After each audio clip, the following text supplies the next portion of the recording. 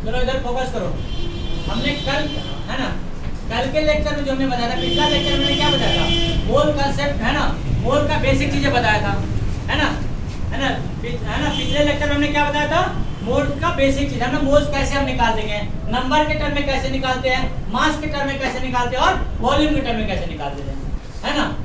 तो उसके बाद, है ना, उसका भी कुछ कंसंट्रेशन टर्म होता है, मोल कंसंट्रेशन, उस कंसंट्रेशन टर्म क्या होता है ना, कंसंट्रेशन मतलब क्या हो गया, कंसंट्रेशन मतलब क्या, मतलब कितना अमाउंट आप सॉल्यूट डाल रहे हो, किसमें, है ना, किसमें, सॉल्वेंट में डाल रहे हो, वो क्या हो रहा है, डिसॉल्व हो जा रहा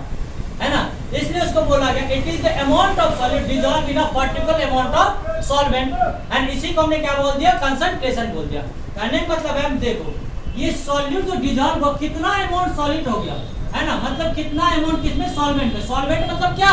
प्योर वाटर, सॉल्वेंट मतलब क्या, प्योर वाटर, कितना वाटर आपने लिया,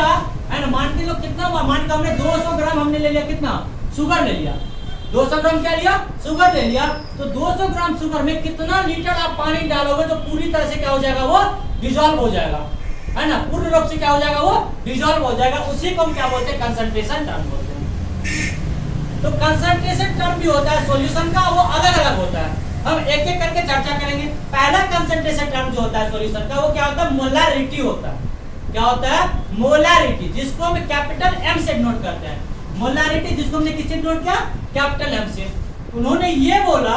है ना, इन्होंने ये बोला it is the number of moles of solute, क्या बोला गया है, it is the number of moles of solute. तो सॉल्यूट और सॉल्वेंट जान गया, सॉल्यूट मतलब क्या,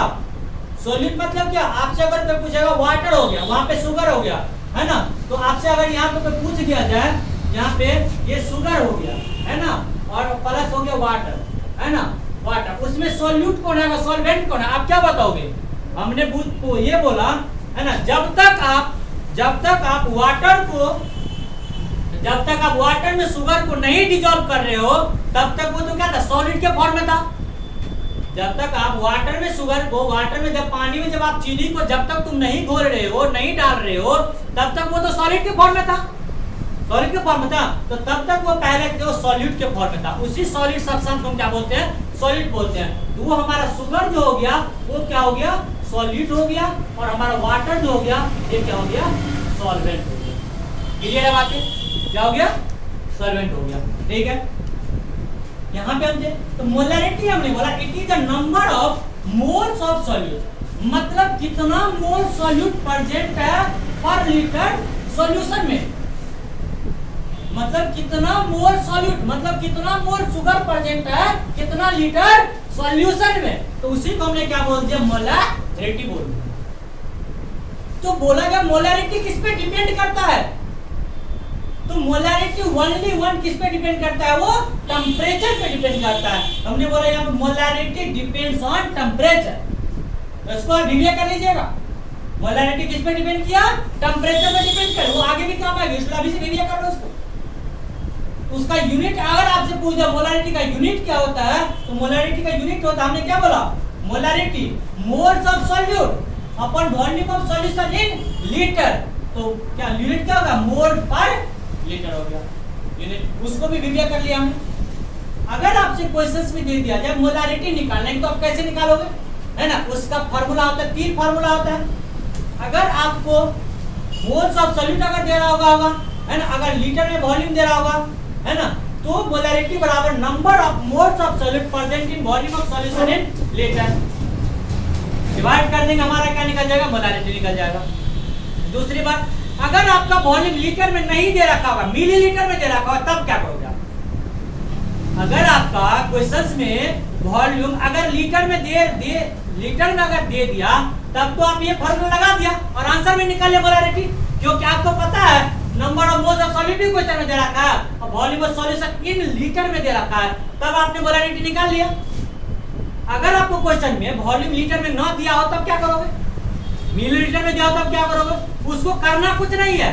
1000 से क्या करना है, गुना कर देना है, 1000 से क्या करना है, गुना कर, हमने किया, मोलरिटी बराबर number of moles of solute, है ना, अपॉन करके volume of solution in millilitre multiply 1000 कर दिया, ठीक है। इसको यहाँ सीरीज करो, अगर मोलैरिटी, अगर आपको क्वेश्चन में मान के चलो number of moles of solute अगर दे रखा होगा तब ने तो आपने डायरेक्ट वैल्यू वहां पे पुट कर दिया। अगर क्वेश्चंस में आपको मोल्स ऑफ सॉल्यूट नहीं दिया हुआ है तब आप क्या करोगे, और वॉल्यूम भी दे रखा है आपको मिलीलीटर में दे रखा है, तो उसके लिए एक डायरेक्ट फार्मूला होता है मोलैरिटी बराबर गिवन मास अपन मोलर मास। हमने बताया ना मोल जब मास के टर्म में कैसे निकाला था, मोल बराबर गिवन मास अपन मोलर मास निकाला था ना, वही चीज है वहां पे। देखो वही चीज वहां पे दिख रहा है अपने को, गिवन मास अपन मोलर मास दिख रहा है, गिवन मास अपन मोलर मास मतलब मोल्स निकल गया, मतलब मोलैरिटी बराबर गिवन मास अपन मोलर मास गुणित मिलीलीटर में था ना वो वॉल्यूम 1000 बटे वॉल्यूम सॉल्यूशन इन मिलीलीटर, निकल गया मोलैरिटी। अगर आपको क्वेश्चन में ये भी हो सकता है डेंसिटी दे रखा होगा, डेंसिटी दे रखा होगा, मास दे रखा होगा, वॉल्यूम नहीं दे रखा होगा तो क्या करोगे।